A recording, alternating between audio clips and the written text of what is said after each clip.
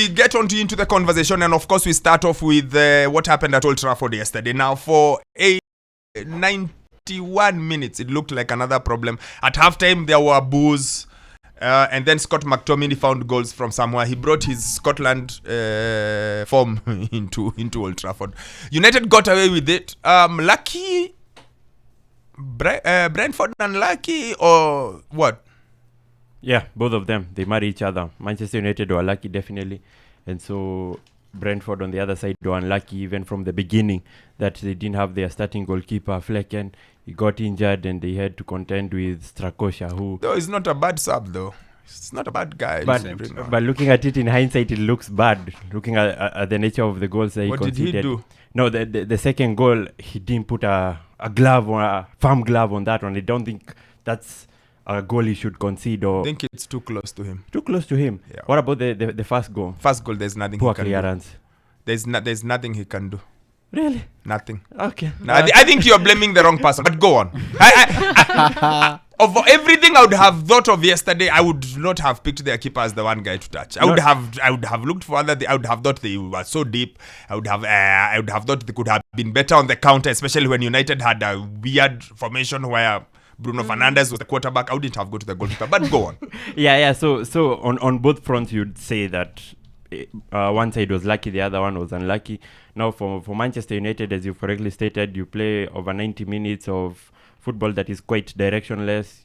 There isn't a clear plan on how to play or break down Brentford, and you've got to rely on those long balls, whipping balls from Bruno Fernandes, relying on two guys that were clearly halfway out of the door, and that continues with the same trend that I talked about last time when I praised Hannibal Mejbri for his performances. Now this is a guy who was so young, but he's coming in and outclassing some of the players that have been at Manchester United for a while and have got so much pressure, or they've got expectations on them to continue with the streak that they had last season. Now this time again, you have Harry Maguire coming out of the Blues together with Scott McTominay. They come up with huge performances. While on the flip side, you've got Rashford continuing the same dip that he has so far this season. Casemiro in that goal he conceded, and even Victor Lindelof and Andre Onana. It doesn't look good that those guys who've been sidelined are the ones who are looking so good right now, while the ones you expect are not showing up. Go, Chep. Yes, I agree with him, because you lost last weekend and then again during the midweek in the Champions League. So it was that game that they needed to get something out of, because I think it could now go down to the manager again. So you beat what is in front of you. They grind it out. They managed to get the 2 points, the 3 points. But what you have said, those players who are depended on at the moment at United are not delivering. But players, the outcasts are the ones now getting the points for United, which is a worrying trend, because now it comes to the decisions now of the manager. If you didn't see those players who are in the bench or are not your number one picks, are the ones delivering from you, what does it say about you as a manager tactically? So I think those are the main points for that game. But yeah, it was an important win for Manchester United. I think if it had lost this game now again, it could be now a problem now for Ten Hag now. People would be calling for his head. Sammy?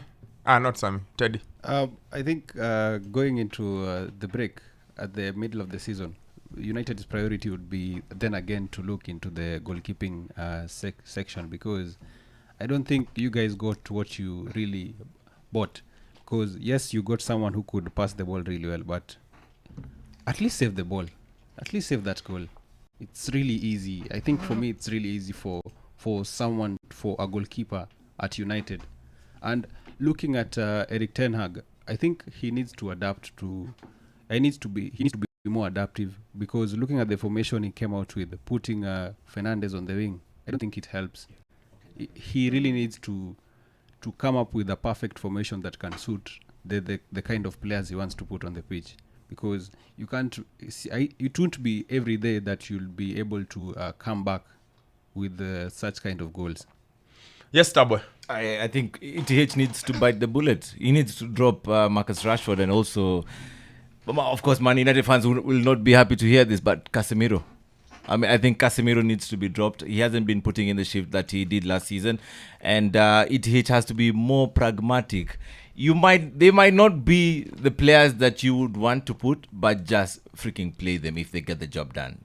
If, for example, if it's Tominay who is in form, who is showing the urge, the will, that passion, that desire that he's calling for, then I think why not play him?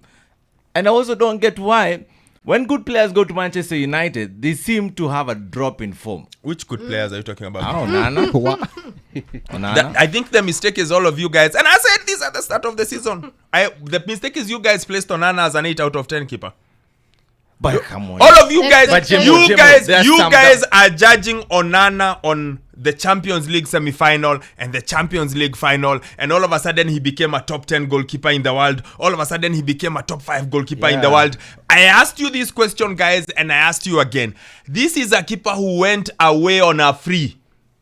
Okay? And there was no scramble for him. Just less than 2 years ago, on a free, there was no scramble for him. There was no scramble for the top goalkeeper that you guys are talking about. Or let me put it differently. Would you take Onana over Raya? It's very nice. Of course not. Would you take let me push this conversation.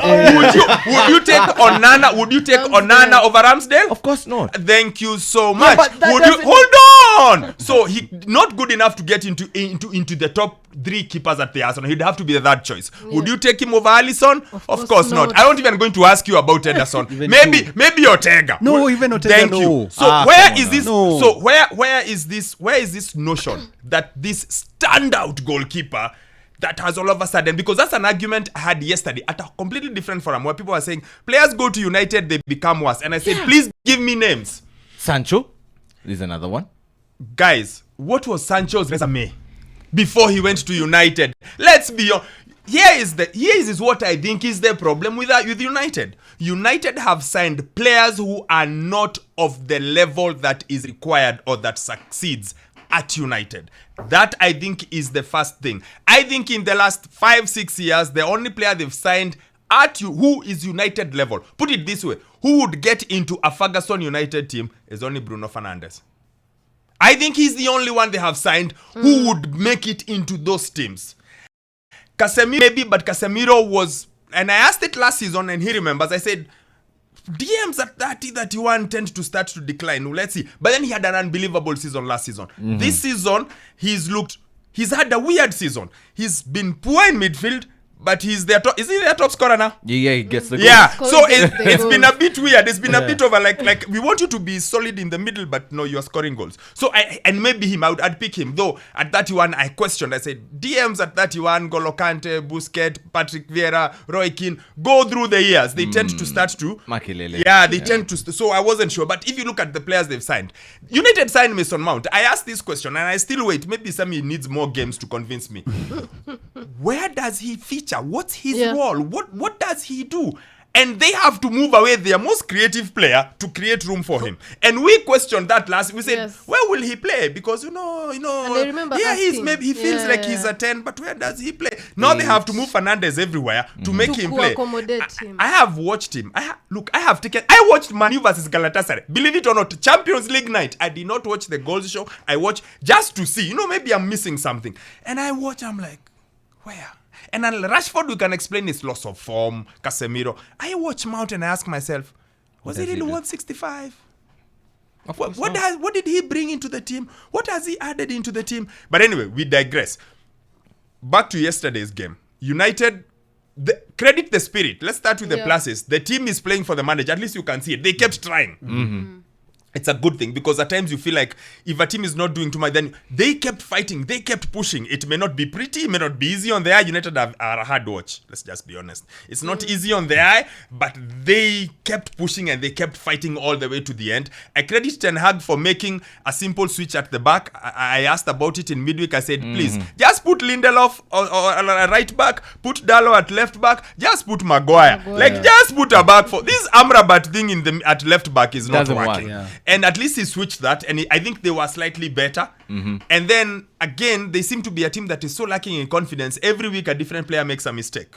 So yesterday was the turn of Casemiro. Didn't get criticized as much. It was the turn of Lindelof, who some people tried to convince me is better than Maguire, and I told you there is no way. Then Maguire played, had a decent game, provided the assist. However, agricultural it looked. And no word whatsoever. When I tell you guys Maguire just can't win, no word whatsoever about him, about how he played, about nothing. If that assist was by Johnny Evans or by the other week when Johnny Evans hit the long pass, no one stopped talking about it. So, but credit to him, he changed that and the team kept fighting all the way to the end. I don't get why Bruno gets moved around everywhere because I think he should be the center part of the team. Yeah. The last 10 minutes yesterday, he was playing as a quarterback. Exactly. Trying to put the ball into the box. Yeah, and I couldn't tell him, like, get him closer to goal. Get him closer. But for some reason, but then it worked. And then you come to Onana. I said it at the start of the season. I'll say it again. I'll ask again. When does he save anything? What you see, that's the thing. When does he save? It is the basic, simple saves that we expect Onana to make that he doesn't. He's like a walking mistake. He's like a walking error. But he wasn't like this in Inter Milan. That's the thing. But I also think wasn't because like this. again The the lights defense are is not good. as bright at Milan as they are at Old But some of Trafford. these shots and goals he's conceding are just too simple. If I go back to the very early days at Ajax, for those of you watching him at Ajax during the Europa League run, if you remember, and then the Champions League run, he was always right next to it. He was always right next to making a mistake. The question is, and all of you guys are arguing. First question is he an improvement on the hair? I think that's the first question. No. Second question, can United afford to drop him? If they drop him, who do they put? That's the big No, question. that's a They big put the question Turkish guy. nowadays. But why is there a drop in form? Why is there a drop in quality from Onana? I And it's not honestly, only I Onana. think I have told you, give me a player who went to United on a high level, and then all of a sudden he's not doing anything. I have told you to give me. Yeah. You've given me Sancho. I'm like, come on. Let's be serious about this conversation. Let's talk about actual things. Let's. But if you look Give me. if you look at the signings that they have made, okay, in the last Go through them. Go giving me in names. the last transfer window. Go, okay. tell me. Okay, so the last two transfer. No, let's go. So Let's we go. had Varane. Varane, made of glass, always injured. We know that. Everyone and their dog knows that. Varane is always injured. It's not even a debate. All right. No one questions his quality. Everyone knows he gets injured. Availability is the Everyone. problem. Yes, Yeah, Varane is the latter day Vincent Company. In terms of never being fit for more than 2 minutes. Yes. So the quality is there, but he's brittle. All right. And at 29, 30, Madrid had squeezed everything out of him. They're like, One everything, by the way. I don't know why Man United signed him because so, that so, motivation. So let's is go. not So there. that's Okay, so one. Anthony. Anthony, and so You see, that's what so I'm what's saying. Anthony? No. You know this is my pet project. We did not think that he would be this bad. Hold on. I said it. Ask him. I asked, who is this winger who's cost 90 million, who I don't know? And then I watched him. I've gotten in so much trouble because of Anthony. Because every time I keep asking, what does he do? Even yesterday I kept watching. Please beat a man. Please. You're a winger. Beat a man. Okay, nothing. Now please cross. Nothing. Okay, now shoot. So you can't sit there and tell me Anthony is a good player from where? Now you see. What did you see at Ajax that made you think this is a fantastic, potentially great player? What is that you saw at Ajax? Please be honest. Now you see, this is where we are getting to. The players that they have signed, either, like you said, are not good enough. No. level. I said they And are number not two, good enough. You said they are good enough. They are getting bad at United. We are dispelling that theory that they are good enough. They are getting worse. And I'm asking you, Malacia? tell me what. He wasn't that bad. He wasn't that bad like he is right now. Malacia, even Sammy, who's a United fan, who calls him the new age, Roberto Carlos. We said as a He said reserve. Evra. No, when he came, he was saying this is the new Evra. Now all of a sudden he can't even get into No, first the of all, he's first injured. 11. But number two, he was always a backup. He was never coming in to start. Yeah, but Sammy's always said that. So you can't put Malaysia in terms of a great player. I'm not saying he's a great And I'm player, going but to go back to asking the question I asked at the start of the season. Who did United sign that was to significantly improve the the team. team. The way you sit there and you tell us Raya significantly improves Arsenal, Yeah. or Caicedo, for example, or Liverpool with McAllister or Soboslai, like. Which player? Tell me one that United got, and you thought, Of course, this one. none whatsoever. So But why there's do you- also the so- fact so- that over the years, with in the past 1 year and a half that Ten Hag has been there, we have not seen a significant improvement in the player quality of the players who were there and the players who were brought, and that's a very huge problem. You could argue that differently, that he got Shaw playing back like Luke Shaw of old. He got Rashford in incredible form last season. You can argue that bit. The question is, who have they brought in? Because I feel like everyone expects everyone brought into United to be great or to deliver, but no one is taking that step up. And that for me is the question. I don't feel like United has signed properly. I don't get Mason Mount, to be honest. I don't understand where United's solution to their midfield is Sofiane Amrabat. No offense to him, but I don't see that as a solution for a team that is Manchester United's level. So I go back to my point. I don't see the players they have signed being as a top guys. Gashigwa is saying, I hope you know Radame. Gashigwa, stop lying. Falcao was not a top 5 striker when United bought him. He wasn't. Pogba. He was way beyond his peak. That is why they got. How many goals did he score for United again? Guys, let's be honest. But after that, he went to Monaco. This morning I have chosen. This morning It has to be This Man morning. United. This Pogba. morning I have chosen the Anthony truth. Martial, another thing. Anthony Martial is like Sancho. Come on. Ballon No. d'Or. Yes, Ballon d'Or. Those Yes. Yeah, flowers. but- Don't forget that. Again, I have asked you a question. When you turn like this and you see what Declan Rice has done for the Arsenal, when you see what Thomas Partey did for the Arsenal, when you see what Ben White did for the Arsenal, when you look at those signings, I dare you to turn like this and pick United from the day Ferguson left to now, 10 years later, and tell me 2 players. We have agreed on one. Bruno, we all don't argue. Bruno, Yeah, oh, fantastic, for sure. classic. Yeah. You Brilliant. may hate how he moans, you may hate how he talks, but that level. Tell me another player United got that you thought, this is a significant upgrade on this team. Tell me one other than Bruno. And I've given you from 2013 to 2023. And you can ask for help. Let me continue. There is Pogba.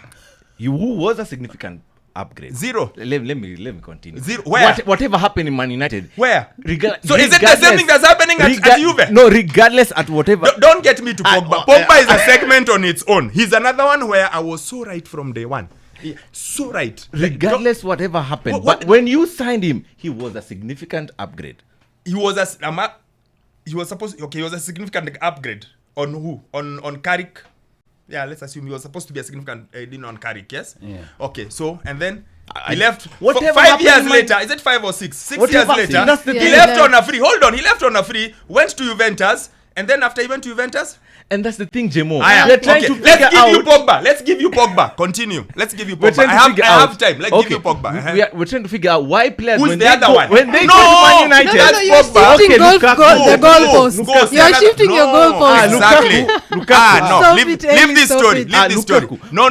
What we're trying to find out is why when players go to Man United, they either don't maintain their level or they just drop. But And if we you're talking have- about the signings. Thank you. Yes, that Thank United you, have Chep. done But when they so go to other far teams, they since play Sir well. Alex Ferguson, Chep. they haven't made any significant signings. Anyone or who's players been, that have been don't improved sit the here and team. give us Lukaku. Wacha kusonga-songa. Lukaku has been Even holding. KDB can go to this United side and his No, quality and will that drop. is the you see. Come on. Let me tell you something, Elijah. I like banter, but I also like objectivity. What I'm trying to do here is be objective. You are throwing banter. Please stop. I have asked you. Tell me a player who United signed was supposed to be a significant upgrade that they actually have signed. We agreed Bruno. We've given you Pogba. When you turn around and Lukaku, we all know Lukaku's been a journeyman all his life. The only place Lukaku played good football his entire life was West Brom and Everton. Let's not kid ourselves. And Every other place. and Inter also. Yes, like we said, the lights don't shine as bright in the Serie A like they shine in La Liga or they the shine in the Premier EPL. Yeah. There's a reason why Inter last season said, by the way, boss, that behavior you have, see you. There's a reason. If he's supposed to be this guy, here's a reason. United have simply not. I'll give you an example of Liverpool. Liverpool want Jude Bellingham. They don't get him. What do? They find a plan B quickly. They're like, okay, we can't afford 100 mil. Let's take McAllister. He's not that quality, but he can give us something. But instead of getting one, let's get McAllister and Soboslai. So 1 + 1 might be 1.75, but we are at least tunakaribia what we did. Like, you can see a plan. When City signed Doku, we all go like, we see what you're doing. When they signed Vardy, we go like, we see what you're doing. City have been doing that for a decade. Liverpool have been doing that for many, many years. Arsenal have done that in the last 6 years. I've given you 4 or 5 examples of Arsenal in the last 5-6 years. You are seated here with the whole decade of United and you have 2 players. 2. For the team that is the most marketable team in the world. The biggest You have, yes. brand in 1.5. football. I have given you 5 for Arsenal in the last 6 years. I have told you Ben White. And everyone I said you couldn't say anything. You're like, yeah. Where is the United one? And that, I think, for me, is the main problem with United. Their inability to sign, to have a Recruitment. structure Yes, that for recruits recruitment. people that take the team to the next level. Yeah. You have so many players that are similar. You have Amrabat, you have Casemiro, there. You have Mason Mount, and you have Bruno Fernandes. Exactly. They're the same place. You have all those players who play on the left, but no one plays on the right. Yeah. Okay, Garnacho plays on the left. Martial plays on the left. Rashford plays on the left. But the right, they have to put Fernandes to play on the right. That's my point. My point is, I think it's their recruitment hasn't been